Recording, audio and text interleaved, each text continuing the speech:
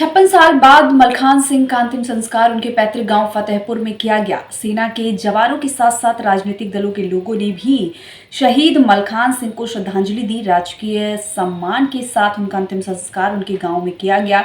मुखग्नि के दौरान हजारों की तादाद में लोगों की भीड़ उमड़ पड़ी। जय जवान के नारों से पूरा गांव गूंज पड़ा। आपको बता दें, सहारनपुर से 30 किलोमीटर दूर फतेहपुर गांव है, जहां के रहने वाले मलखान सिंह के साथ 102 सैनिकों ने 7 फरवरी 1968 में AN-12 विमान ने चंडीगढ़ से लेह के लिए उड़ान भरी थी, लेकिन वो विमान वादियों में लापता हो गया था, जिसमें 102 यात्री गायब हो गए थे। तभी से सेना के जवानों के द्वारा रेस्क्यू ऑपरेशन चलाया जा रहा था, जिसमें कड़ी मेहनत और मशक्कत के बाद अब 4 शव रेस्क्यू किए गए, जिनमें सहारनपुर के रहने वाले मलखान सिंह का भी शव बरामद किया गया। मलखान सिंह की पहचान उनके बैच नंबर से की गई। 7 फरवरी 1968 को विमान ने चंडीगढ़ के लेह के लिए उड़ान भरी थी, लेकिन कुछ देर बाद वो लापता हो गया था। भारतीय वायुसेना का ये विमान रोहतांग के पास हादसे का शिकार हुआ था। प्लेन में 102 लोग सवार थे, जिसका कुछ मलबा साल 2003 में मिला था। अब सेना ने हिमाचल प्रदेश में दुर्घटना स्थल से 4 शव बरामद किए हैं, जिनमें से एक शव है वायुसेना के जवान मलखान सिंह का, जो 56 साल बाद अपने घर वापस लौटा।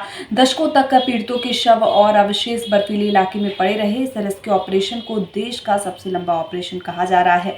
मलखान सिंह के परिवार में उनके 2 पोते 2 पोती, बेटे की विधवा बहू है, लेकिन उनकी राह तकने वाली माँ पिता की आंखों बेटों के दीदार के पहले बंद हो गई।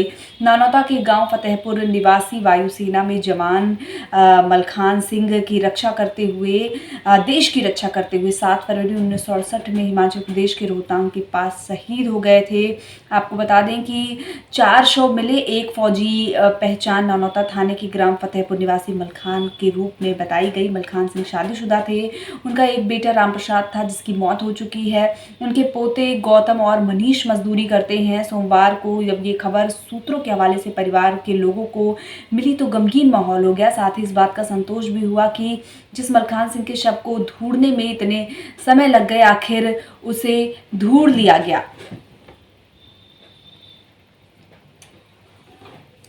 वहीं घर में बचे पोते बचपन में अपनी मां और पिता से दादा दादी के जहाज के गुम हो जाने की कहानी सुनने वाले मलखान सिंह के बड़े पोते बताते हैं कि उनकी मां इंदिरो देवी और पिता राम प्रसाद अक्सर उन्हें दादा मलखान सिंह के अचानक आसमान बर्फीले पहाड़ियों में गुम होने की कहानियां सुनाया करते थे।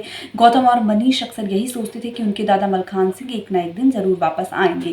गौतम के माता पिता भी पिता की खोज खबर का इंतजार करते करते दुनिया से चल बसे।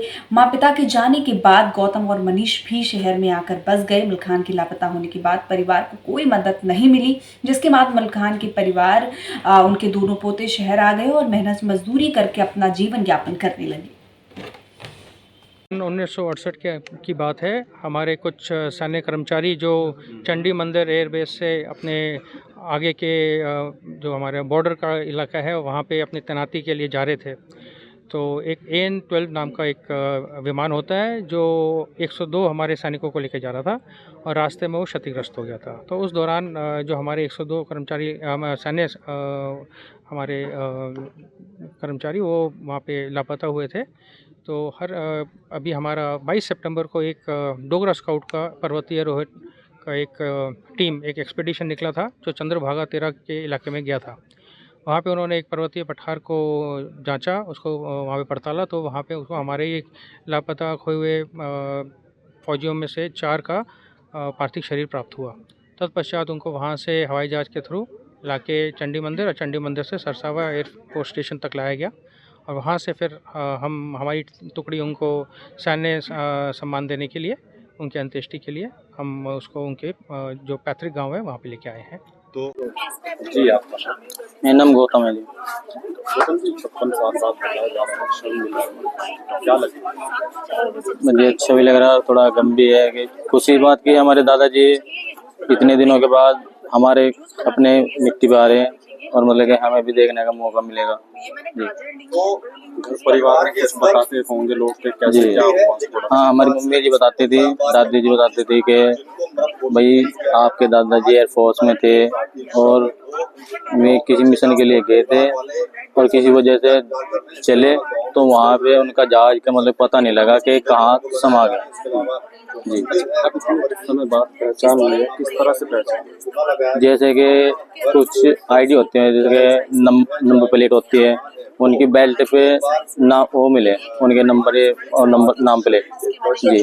और यहाँ छाती पे सीने पे जो नंबर प्लेट होती है वो मिले, जो उनके उससे उनकी पहचान हुई। कैसा लग रहा है इतने समय बाद उनका शव मिला? जी, बहुत अच्छा लग रहा है। हमें खुशी है कि हमें अपने दादाजी की देखने को मिलेगी सूरत भी, और अच्छी लग रहा है। कब तक आ जाएंगे गांव में? पार्थिव शव कब तक आ जाएगा? शव हम पर फोन आया था कि यही 2 या 3 बजे तक आ जाएंगे। जी। सरकार को भी कुछ कहेंगे, सरकार ने इतनी मदद किया है हाँ। इतने साल बाद। अच्छा किया सरकार ने भी कि देखो, उम्मीद तो मतलब करता नहीं था कोई भी। अभी सरकार की भी अच्छी बात है जी, मतलब कि खुशी है कि सरकार अच्छे काम कर रही है कि हमारे दादाजी मतलब कि इतने दिनों बाद ढूंढ वगैरह कर हमारे पास आ रहे हैं। जी, आपका नाम? इंद्रो जी। जी। इंद्रो मलखान जी क्या लगते थे आप? सुसर। इतने समय बाद शव मिला है, कैसा महसूस हो रहा है गाँव में? बाजी खुशी भी है, गम भी है।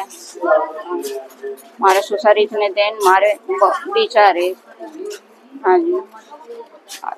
गाँव में किस तरीके का माहौल है? क्या कुछ? बाजी गाँव में तो ठीक ही है, अभी सब साथ दे रहे। हाँ जी, अपना ठीक ही है गाजी। जैसे आपके ससुर थे, आपके जो पति थे, वो बताते होंगे किस तरह से? पति भी छोटे ही थे। हाँ, अच्छे थे। 1 साल के हो, 2 के हो। पति भी छोटे ही थे। पति भी बाट देख कर गुजर गए, नोई चले गए। हमारा उसकी डैडी की वो दिखेगी शिकल। अब 56 साल के बाद उनका वो या मिल रहे। अब खुशी भी सबको गाम राम कुनु है, हमारे पीछे इतने दिन मारे। आपकी सास ने उस टाइम पे कुछ बताती हो? नहीं जी, सास भी हमारे बीच थोड़े दिन रही। वो न उसका वो हो गया था कैंसर पेट में, और थोड़े दिन बाद रही। बस यही बताओ थे वहाँ जा रही खोज में। इतना समय बीता है, 56 साल।